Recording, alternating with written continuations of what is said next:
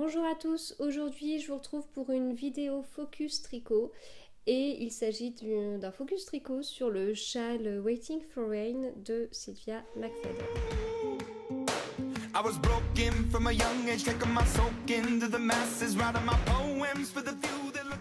Alors c'est un châle que j'ai tricoté très rapidement pour deux raisons. La première raison c'est le modèle qui est hyper intéressant à tricoter puisque on a déjà pas mal de points mousse et surtout des superbes insertions de dentelle. Voilà. Bon, je suis assez près donc c'est difficile de le voir en entier. Je vais tenter une présentation à la Embion.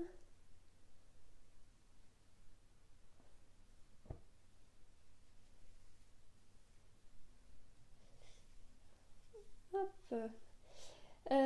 Donc on a 4 insertions de dentelle. Une première ici, une deuxième de ce côté-là, une troisième de ce côté-là et la toute dernière est en bas du châle, tout là.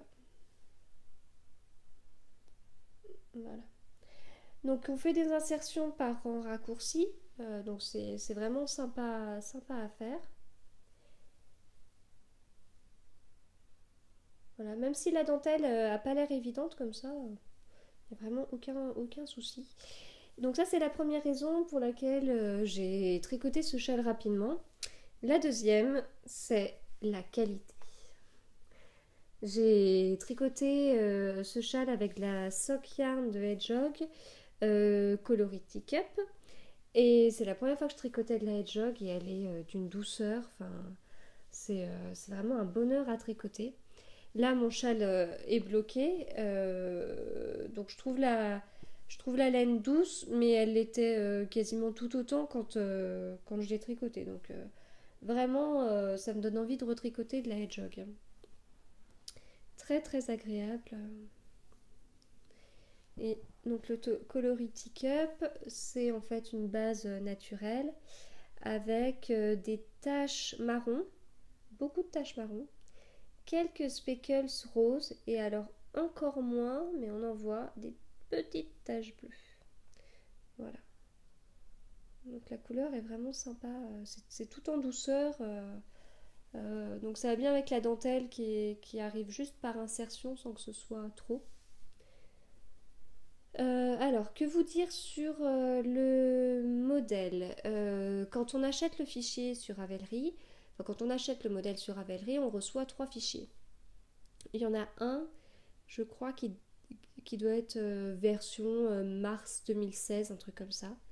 Il y en a un autre où c'est version octobre 2016 et le troisième fichier, c'est une version hackée. Alors, il me semble que la version hackée, c'est avec plusieurs couleurs sur le châle. Moi j'ai pris la version octobre 2016. Alors je vous avoue au début quand j'ai eu ces 3 fichiers, je dis oh, en plus moi je voulais tricoter ça entre deux choses, enfin après mon pull Next Year in Their Week, avant de commencer le California Fête qui commençait le 1er juillet, et je me suis dit oula c'est un peu plus compliqué que ce que je pensais. Il va d'abord falloir que je regarde pour savoir quel fichier choisir. Bon, le fichier hacké, je l'ai vite repéré, je l'ai vite écarté. Par contre, pour les deux autres, j'hésitais un petit peu. Au final, j'ai pris la dernière version sans trop mettre mon nez dans les instructions. Je me suis dit, la dernière version, forcément, ça doit être la bonne. Sinon, elle n'existera pas. J'ai quand même regardé la finition. Parce qu'en fait, il y a certaines versions qui ont une finition en picot. Et je voulais pas m'embêter avec les picots. Mais bon, dans la version d'octobre 2016, on ferme les mailles d'une manière assez classique. Donc, il n'y a pas de picot dans cette version-là. Donc voilà, en tout cas, si vous souhaitez faire ce modèle, foncez sur le deuxième fichier, celui d'octobre 2016. Hein, il ne présente aucun souci. Dans les instructions, pour la partie dentelle, il y a une partie en diagramme et il y a une partie avec les instructions écrites. Sachant que on travaille par rang raccourci et que la dentelle n'est pas un motif qui se répète bien On va dire, c'est pas comme le Find Your Fade par exemple. Le Find Your Fade, il y a des trous, puis c'est hyper régulier. Enfin voilà, on sait. Quand on commence à faire le rang de dentelle, c'est les mêmes rangs tout le temps, on commence tout le temps par la même chose. Enfin, voilà. Là, c'est pas le cas.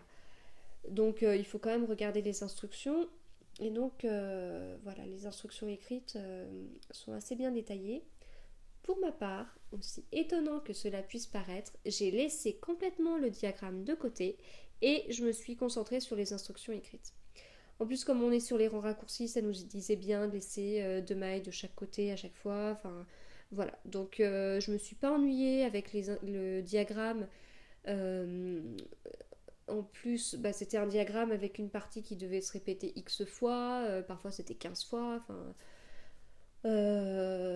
voilà. Et puis, du coup, on avait plein de symboles entre les SSK, les Need to Together. Enfin, voilà, tous ces trucs-là, hop, je me suis dit, je me concentre sur la partie instructions écrites. Donc, voilà, je peux pas trop vous dire pour le diagramme, mais en tout cas, les instructions écrites sont très claires. Rien de particulier.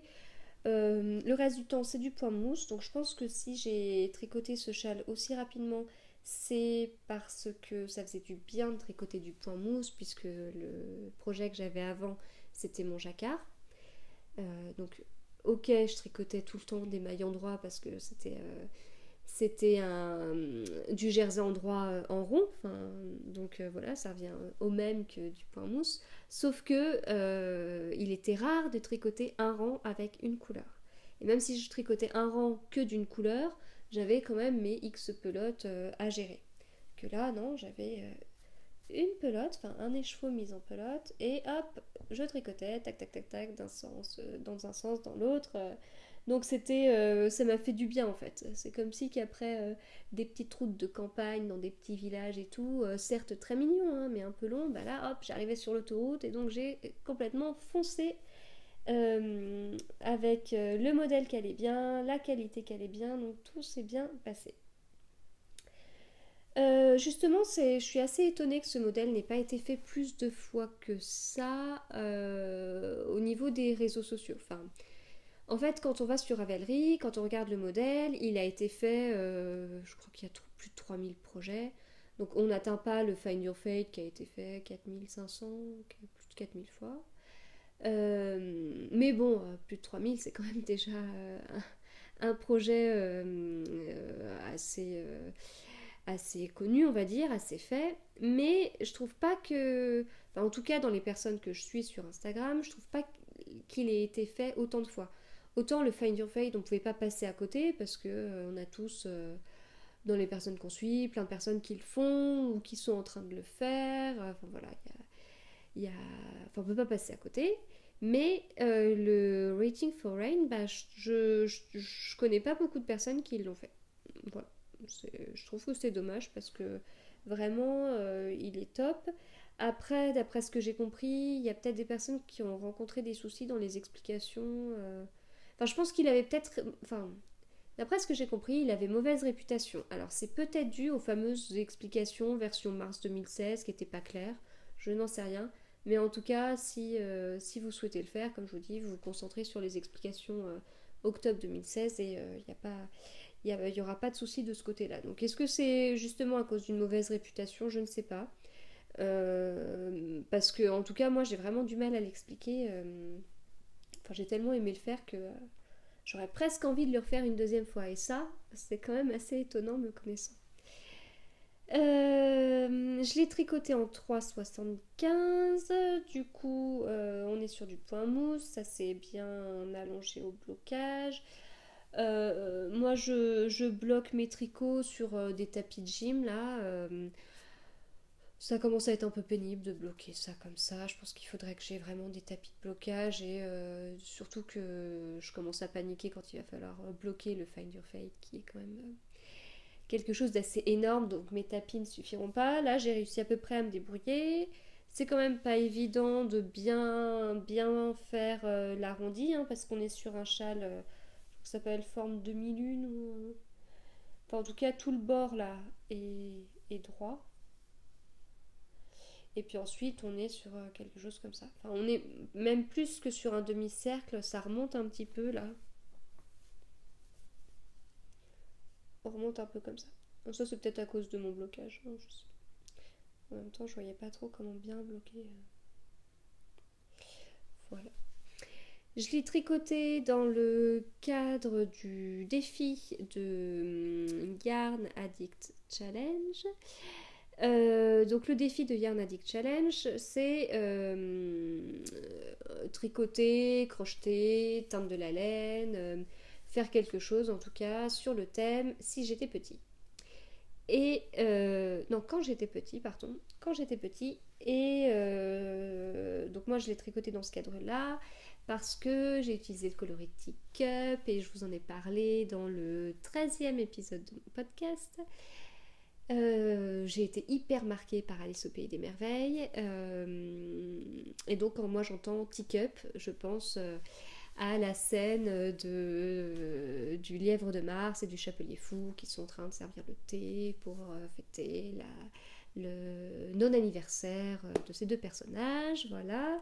Donc voilà, du coup, quand j'étais petite, j'adorais Alice au Pays des Merveilles. Ça n'a pas trop changé. Donc voilà, je l'ai rentré dans ce défi pour cette raison-là. J'aurais pu le mettre, comme je vous le disais déjà la dernière fois, j'aurais pu le mettre à cause des taches de chocolat qu'on voit de partout et des petites touches rose Barbie. Mais non, je suis restée sur Alice au Pays des Merveilles. Donc le défi, ça marche comment? En fait, sur le compte Instagram de Yarn Addict Challenge, toutes les personnes qui participent à ce défi sont regrammées. Et la personne qui comptabilise le plus de j'aime à la fin, donc le 17 juillet, remportera ce qu'elle appelle les chevaux d'or. Et il y a un deuxième gagnant parmi les personnes qui ont aimé la photo gagnante. Voilà.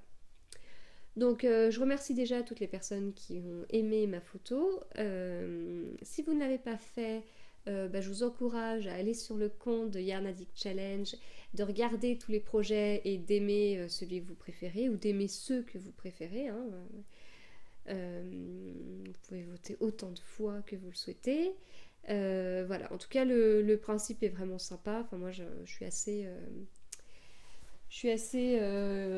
comment dire, addict de ces trucs là. Enfin voilà, c'est un cal, un défi, ça m'attire tout de suite. Alors je ne fais pas tout hein, parce que je peux pas tout faire, mais voilà, quand c'est possible, j'aime bien participer à tout ça. Comme le bac option tricot par exemple d'Alice Hammer. Voilà. Sinon, je pense que j'ai fait le tour du coup de ce châle. Encore une fois, si vous hésitez à cause des explications, n'hésitez plus parce qu'elles sont super claires et le châle est vraiment super. D'ailleurs, j'ai fait un article sur mon blog. Je l'ai porté de deux façons différentes, soit en le mettant sur les épaules, la façon un peu mamie, ce qui peut être sympa quand il fait froid l'été justement. Un soir d'été, hop, on met son châle comme ça. Ou alors je le porte en version plus écharpe. Donc c'est certainement comme ça que je le porterai le plus. L'inconvénient c'est que quand on le porte en écharpe, la pauvre dentelle elle est toute ratatinée puis on la voit pas beaucoup. Voilà. Bon, donc là j'ai fini ce que j'avais à vous dire. Je vous souhaite du coup de bonnes vacances si vous l'êtes. Tricotez bien. Voilà. Bon, à bientôt.